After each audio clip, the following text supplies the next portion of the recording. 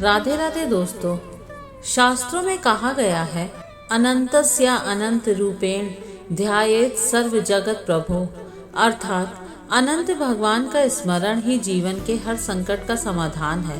दोस्तों, क्या आप जानते हैं एक साधारण सा धागा जिस पर 14 गांठें बांधी जाती हैं, वही धागा किसी राजा को उसका खोया हुआ राजपाट दिला सकता है, किसी निर्धन के घर में समृद्धि ला सकता है और किसी दुखी जीवन को अनंत सुखों से भर सकता है। यह कोई सामान्य कथा नहीं है दोस्तों, यह वह पावन कथा है जिसे स्वयं श्री कृष्ण ने युधिष्ठिर को सुनाई थी, क्योंकि इस व्रत के बिना पांडवों का संकट कभी समाप्त न होता। तो आइए आज हम सब मिलकर सुनते हैं अनंत चतुर्दशी व्रत की अद्भुत और दिव्य कथा, जिसे सुनने मात्र से मनुष्य के सारे संकट कट जाते हैं और घर में माँ लक्ष्मी का अनंत वास हो जाता है। तो आइए कथा शुरू करते हैं। एक बार महाराज युधिष्ठिर ने राष्ट्रीय यज्ञ किया और यज्ञ मंडप का निर्माण बहुत ही सुंदर व अद्भुत रूप से किया गया। उस मंडप में जल की जगह स्थल तो स्थल की जगह जल की भ्रांति होती थी। इससे दुर्योधन एक स्थल को देखकर जलकुंड में जा गिरे। द्रौपदी ने यह देखकर उनका उपहास किया और कहा कि अंधे की संतान भी अंधी होती है। इस कटु वचन से दुर्योधन बहुत आहत हुए और इस अपमान का बदला लेने के लिए उसने युधिष्ठिर को जुआ खेलने के लिए बुलाया और छल से जीतकर पांडवों को 12 वर्ष वनवास दे दिया। वन में रहते उन्हें अनेकों कष्टों को सहना पड़ा। एक दिन वन में भगवान कृष्ण युधिष्ठिर से मिलने आए। युधिष्ठिर ने उन्हें सब हाल बताया और इस विपदा से निकलने का मार्ग भी पूछा। इस पर भगवान कृष्ण ने उन्हें अनंत चतुर्दशी का व्रत करने को कहा और कहा कि इसे करने से खोया हुआ राज्य भी मिल जाएगा। इस वार्तालाप के बाद श्री कृष्ण जी युधिष्ठिर को एक कथा सुनाते हैं। प्राचीन काल में एक ब्राह्मण था। उसकी एक कन्या थी जिसका नाम सुशीला था।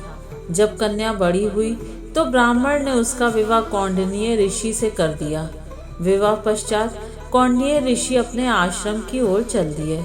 रास्ते में रात हो गई, जिससे वह नदी के किनारे आराम करने लगे। सुशीला के पूछने पर उन्होंने अनंत व्रत का महत्व बता दिया। सुशीला ने वही व्रत का अनुष्ठान कर 14 गांठों वाला डोरा अपने हाथ में बांध लिया। फिर वह पति के पास गई। कौंडिन्य ऋषि ने सुशीला के हाथ में बांधे डोरे के बारे में पूछा तो सुशीला ने सारी बात बता दी। कौंडिन्य ऋषि सुशीला की बात से अप्रसन्न हो गए। उसके हाथ में बंधे डोरे को भी आग में डाल दिया। इससे अनंत भगवान का अपमान हुआ, जिसके परिणाम स्वरूप कौंडिन्य ऋषि की सारी संपत्ति नष्ट हो गई। सुशीला ने इसका कारण डोर का आग में जलाना बताया। पश्चाताप की अग्नि में जलते हुए ऋषि अनंत भगवान की खोज में वन की ओर चले गए। वे भटकते भटकते निराश होकर गिर पड़े और बेहोश हो गए। भगवान अनंत ने उन्हें दर्शन देते हुए कहा कि मेरे अपमान के कारण ही तुम्हारी यह दशा हुई और विपत्तियां आई, लेकिन तुम्हारे पश्चाताप से मैं तुमसे अप्रसन्न हूँ। अपने आश्रम में जाओ और 14 वर्षों तक विधि विधान से मेरा यह व्रत करो। इससे तुम्हारे सारे कष्ट दूर हो जाएंगे। कौंडिन्य ऋषि ने वैसा ही किया और उनके सभी कष्ट दूर हो गए। उन्हें मोक्ष की प्राप्ति भी हुई। श्री कृष्ण की आज्ञा से युधिष्ठिर ने भी अनंत भगवान का व्रत किया, जिससे पांडवों को महाभारत के युद्ध में जीत मिली। तो दोस्तों, इस प्रकार युधिष्ठिर ने भगवान श्री कृष्ण के बताए विधान से अनंत चतुर्दशी का व्रत किया और अनंत भगवान की कृपा से पांडवों का खोया हुआ राज्य पुनः प्राप्त हुआ। यही कारण है कि आज भी इस व्रत का अनंत महत्व माना गया है। जो कोई श्रद्धा भक्ति से इस व्रत को करता है, उसके जीवन से दरिद्रता, रोग और संकट दूर होकर धन, सुख और समृद्धि का स्थायी निवास होता है। इसलिए कहा गया है, अनंतम व्रतम स्तुत्यम सर्व पाप प्रणाशनम सर्वाभीष्ट फलप्रदम सर्वलोक विशोधनम। मित्रों, अगर आपको यह दिव्य कथा हृदय को छू गई हो तो नीचे जय अनंत भगवान लिखकर अपनी श्रद्धा प्रकट कीजिए और ऐसी ही अद्भुत व्रत कथाएं और भक्ति रहस्य सुनने के लिए हमारे चैनल को सब्सक्राइब करना ना भूलें।